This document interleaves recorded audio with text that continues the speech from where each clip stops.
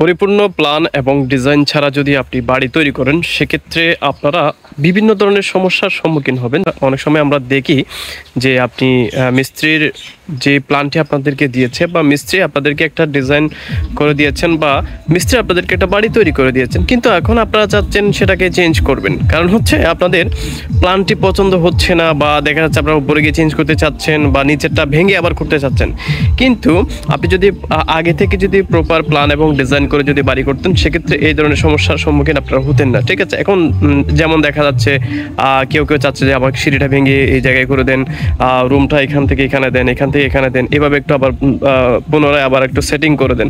কিন্তু আপনি যদি স্ট্রাকচার করার পর এটা চেঞ্জ করতে চান সেক্ষেত্রে বিভিন্ন ধরনের সমস্যার সম্মুখীন আপনারা হবেন।